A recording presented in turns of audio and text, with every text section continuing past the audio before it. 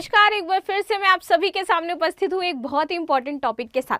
Topic महत्वपूर्ण इसलिए हो जाता है क्योंकि आप सभी ने देखा कि 18वीं लोकसभा के चुनाव कंप्लीट हुए, सभी सांसदों ने शपथ ली और इसी शपथ ग्रहण के दौरान बहुत सारी चीजें चर्चा में आई, जैसे कि ओवैसी का जय फिलिस्तीन बोलना। अब यहाँ पर एक और चीज चर्चा में है कि कुछ सांसद थे, उन्होंने ईश्वर के नाम पर शपथ नहीं ली। उनका कहना था कि क्या हमारे संविधान में ईश्वर के नाम पर शपथ लेना मेंशन है, कि यहाँ पर लिखा गया है कि जो भी मंत्री सांसद हैं वो सिर्फ ईश्वर के नाम पर ही शपथ लेंगे। तो इसी बात को लेकर के आज हम चर्चा करेंगे कि ईश्वर के नाम पर शपथ लेना संवैधानिक है या असंवैधानिक है, शपथ लेने की शुरुआत कब से हुई, इसकी हिस्ट्री क्या है और शपथ क्यों दिलाई जाती है। ठीक है, तो इन सारी चीजों को डिटेल में जानेंगे। मेरा नाम है प्राची मिश्रा और संस्कृति आईएएस के इस प्लेटफॉर्म पर आप सभी का स्वागत है। इससे पहले आप सभी के लिए एक महत्वपूर्ण सूचना है। सूचना क्या हो जाती है कि हमारे यूपीएससी और पीसीएस कोर्सेज पर आपको 75% तक का डिस्काउंट दिया जा रहा है, तो आप जल्द से जल्द इस डिस्काउंट का लाभ उठा सकते हैं। ये डिस्काउंट आपको 5 से 12 जुलाई तक ही मिलेगा, जो ऑफर है हमारा वैलिड है। तो अब जिन भी बच्चों को इसमें डिस्काउंट चाहिए हमारे नंबर और वेबसाइट पर कांटेक्ट कर सकते हैं। चलिए शुरुआत कर लेते हैं अपने लेक्चर की। चर्चा में क्या था, न्यूज आई थी कि संविधान के मसौदे में ईश्वर के नाम पर, यहां पर मेंशन कर रही हूं मैं स्पेशली, ईश्वर के नाम पर शपथ का प्रावधान नहीं था। फिर ये कैसे आया कि लोग ईश्वर के नाम पर संविधान में शपथ लेते हैं। ठीक है, उसकी क्या चेंजमेंट है। अभी आपने देखा कि लोकसभा के जो अध्यक्ष हैं वो चुन लिए गए हैं, ओम बिरला जी। तो आप सभी को शायद ये न्यूज़ अब तक पता चल गई होगी। आगे बात कर लेते हैं। तो हाल ही में लोकसभा के शुरुआती सत्र में कुछ सांसद जो थे वो संविधान और अपने पद की मर्यादा के प्रति ईश्वर की शपथ ले रहे थे। तो कुछ सत्यनिष्ठा से प्रकट ले रहे थे, कुछ संविधान को मान करके शपथ ले रहे थे कि मैं संविधान को साक्षी मान करके शपथ लेता हूं, मैं ईश्वर को साक्षी मान करके शपथ लेता हूं, मैं अपनी सत्यनिष्ठा और ईमानदारी से इसका पालन करूंगा। ठीक है, तो यहाँ पर कॉन्ट्राडिक्शन था। बहुत सारे सांसदों ने ईश्वर के नाम पर शपथ लेने से मना कर दिया और उन्होंने अपना जो शपथ पत्र था उसको कुछ अलग तरीके से रीड किया। तो अब क्या चीजें हैं, नियम क्या है शपथ लेने के। अगर कोई सांसद गलत पढ़ दे अपना जो दिया गया है उसको लेटर जिसपे वो शपथ ले रहा है, अगर वो अपनी शपथ गलत पढ़ दे तो क्या होता है, क्या उसे दोबारा से पढ़वाई जाती है। तो ये कुछ इंटरेस्टिंग पॉइंट है जिन पर आज हम बात करेंगे। आपकी जो राय है मुझे जरूर बताइएगा कि ईश्वर के नाम पर शपथ लेना कितना सही है या फिर गलत है, और अगर गलत है तो क्यों है, क्योंकि हम संविधान की बात कर रहे हैं। ठीक, चलिए आगे बढ़ लेते हैं। तो 24 जून को 18वीं लोकसभा के शुरुआती सत्र में जो निर्वाचित सांसद थे वो शपथ ले रहे थे। ठीक है, इनमें से ज्यादातर सांसद जो है वो ईश्वर के नाम पर शपथ ले रहे थे।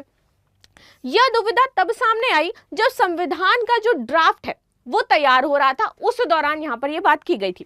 ठीक है, देश के पहले कानून मंत्री डॉक्टर भीमराव अंबेडकर की अध्यक्षता वाली जो ड्राफ्ट कमेटी थी उसके अध्यक्ष थे, जैसे आप सभी को पता है कि ड्राफ्ट कमेटी के अध्यक्ष थे। ठीक है, ने तैयार किए गए मसौदे में किसी भी शपथ में ईश्वर का जिक्र किया ही नहीं था। वहां पर नहीं लिखा गया है कि आप ईश्वर के नाम पर शपथ लीजिए।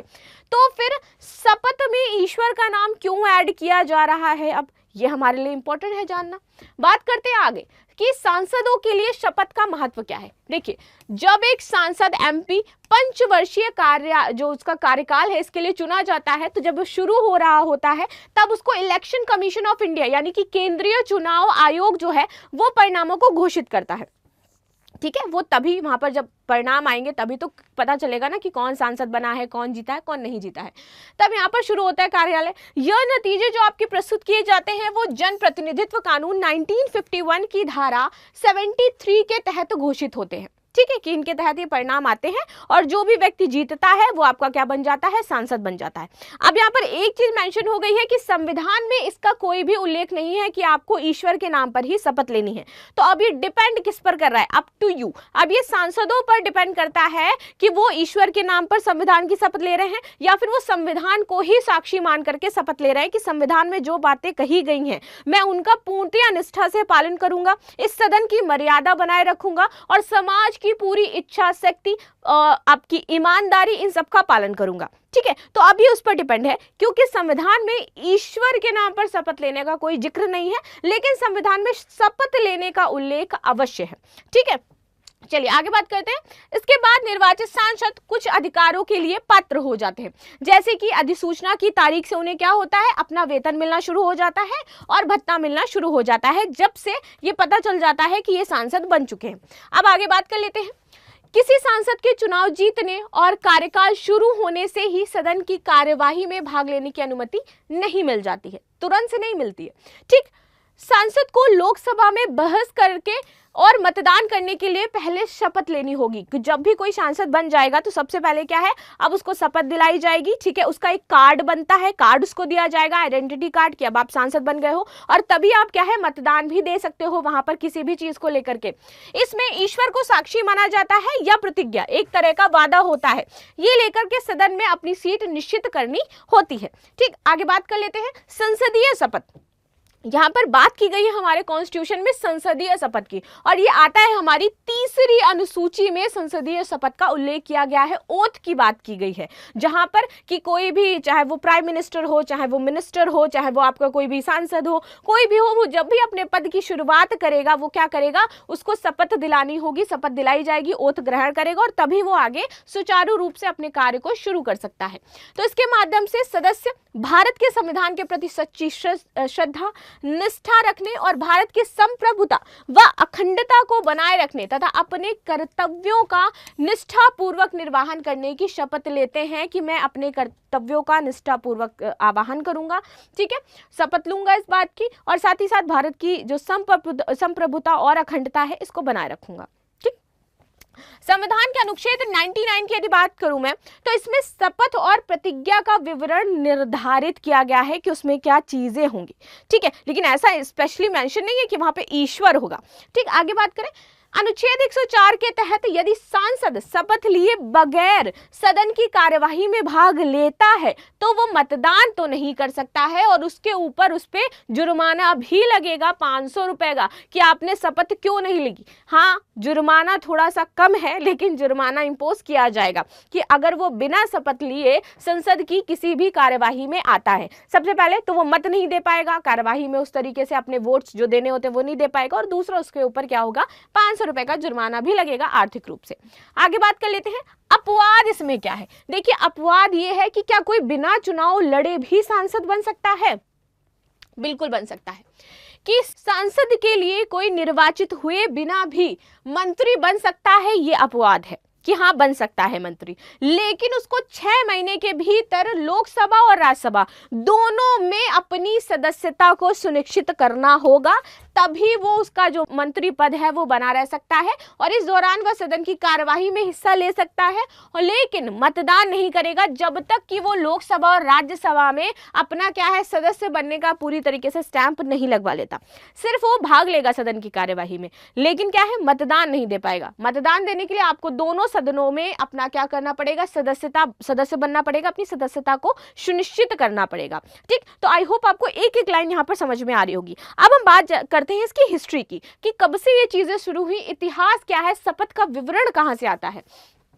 तो डॉक्टर भीमराव अंबेडकर की अध्यक्षता वाली जो समिति थी, ड्राफ्ट समिति, इसने एक मसौदा तैयार किया था, और इसमें किसी भी शपथ में कोई ईश्वर का उल्लेख नहीं किया गया था, बल्कि शपथ लेने वाला व्यक्ति पूरी निष्ठा और ईमानदारी से संविधान के प्रति सच्ची आस्था रखेगा, निष्ठा रखेगा, इसका वादा किया गया है। तो यहाँ पर ये लिखा गया है कि आपको संविधान को साक्षी मानना है, ना कि ईश्वर को साक्षी मानना है। संविधान की शपथ लेनी है आपको कि हम आपकी पूरी निष्ठा से, पूरी सच्ची ईमानदारी से शपथ लेते हैं कि हम इसका निर्वहन करेंगे, अखंडता जो आपकी है उसको बना करके रखेंगे, संप्रभुता को भारत की बना करके रखेंगे।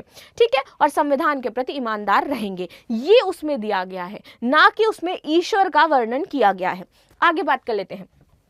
संविधान सभा में चर्चा के दौरान केटी शाह और महावीर त्यागी जैसे सदस्यों ने राष्ट्रपति की शपथ में ईश्वर को शामिल करने के लिए संशोधन प्रस्तावित किए थे कि जो राष्ट्रपति शपथ ले रहा है उसकी शपथ में आप ईश्वर को शामिल कर दीजिए, और उन्होंने तर्क दिया कि इससे विश्वासियों को दैवीय स्वीकृति मिलेगी। ठीक है, कि जो ईश्वर में बहुत ज्यादा मानते हैं, अब मान लीजिए कि मैं ईश्वर में बहुत ज्यादा मानती हूँ, ठीक, और मेरे सामने कोई व्यक्ति है जो मेरे इष्ट को मान करके शपथ ले रहा है, मेरे इष्ट कृष्ण है, और कोई सामने मेरे खड़ा है वो कृष्ण को अपना इष्ट मान करके शपथ ले रहा है कि मैं को साक्षी मान करके शपथ लेता हूं कि मैं कभी झूठ नहीं बोलूंगा, मैं ईमानदारी से रहूंगा, मैं ये सारे कार्य करूंगा, ठीक है, तो मेरे लिए जो सामने वाला व्यक्ति है वो ज्यादा विश्वास पात्र बन जाएगा, यानी कि मैं उसकी बातों पर अब ज्यादा बिलीव करूंगी क्योंकि वो मेरे इष्ट को मान रहा है। तो यहाँ पर यही तर्क दिया गया था कि जो समाज में लोग हैं जो दैवीय शक्ति पर भरोसा करते हैं